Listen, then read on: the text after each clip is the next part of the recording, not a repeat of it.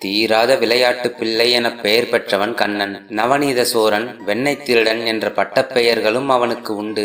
ஆயர் வீடுகளில் வெண்ணெயை உரியில்தான் வைப்பார்கள். வீடுகள் என்பது சிறு குடிசைகள்தான். கதவுக்கு பதில் வெறும் படல்தான் இருக்கும்.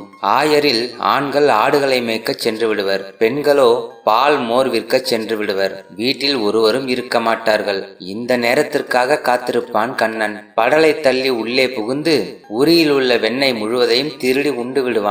பெண்கள் வீடு திரும்பியதும் வெண்ணெயை காணாமல் கண்ணனை கேட்பர். அவனோ நான் ஒன்றும் அறியேன் என்று சொல்லிவிடுவான். வெண்ணெய் திருடு போகாமல் இருக்க என்ன செய்யலாம் என்று பெண்கள் யோசித்தனர். கண்ணன் தான் திருடுகிறான் என்பதும் தெரியும். ஆயினும் கையும் களவுமாக அல்லவா பிடிக்க வேண்டும்.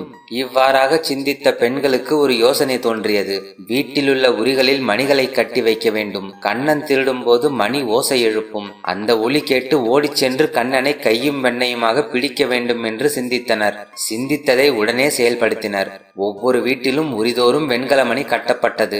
எப்போதும் போல் கண்ணன் வெண்ணெய் திருடுவதற்காக ஒரு வீட்டு படலை திறந்து கொண்டு உள்ளே நுழைந்தான். உரியில் மணி கட்டியிருப்பதை கண்டான். வெண்ணெயை எடுத்தால் மணி ஒலித்துவிடும். உடனே ஆட்சியர் வந்து பிடித்துக் கொள்வர். மணி ஒலிக்காமல் இருக்க என்ன செய்யலாம் என்று உபாயம் தேடினான். மணியை பார்த்து, மணியே, நான் வெண்ணெய் எடுக்கும் வரை நீ ஒலிக்காமல் இரு. உனக்கு மிகவும் நன்றியுள்ளவனாக இருப்பேன் என்று மணியிடம் வேண்டினான். மணியும் சம்மதித்தது. கண்ணன் உரியில் கைவிட்டு வெண்ணெயை கையில் எடுத்துக்கொண்டான். அதுவரை சொன்ன வாக்குப்படி மணி ஒலிக்காமல் இருந்தது. இனி யாரும் நம்மை பார்க்க இயலாது. வெண்ணெயை ஆறாமற உண்ணலாம் என்று மகிழ்ந்த கண்ணன் வெண்ணெயை வாயில் வைத்தான்.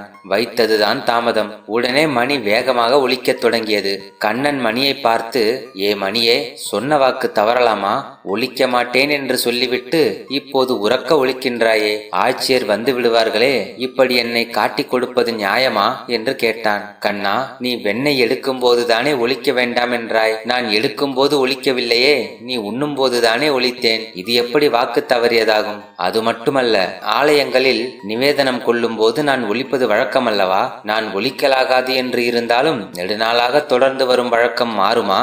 மாற்றத்தான் முடியுமா? மாற்றுவது மரபாகுமா என்று மணி விரிவுரை நிகழ்த்தியது. அதற்குள் ஆட்சியர் மணியோசை கேட்டு ஓடி வந்து கண்ணனை பிடித்து கட்டி தாய் யசோதையிடம் புகார் செய்ய அழைத்துச் சென்றனர். கண்ணனின் இத்தகைய எத்தனையோ திருவிளையாடலை பற்றிய செய்திகள் நாட்டுப்புற கதைகளாக உலாவி வருகின்றன. பெரியாழ்வாரும் பாரதியாரும் பல கற்பனைகள் கலந்து கண்ணன் திருவிளையாடல்களுக்கு மெருகூட்டியுள்ளனர்.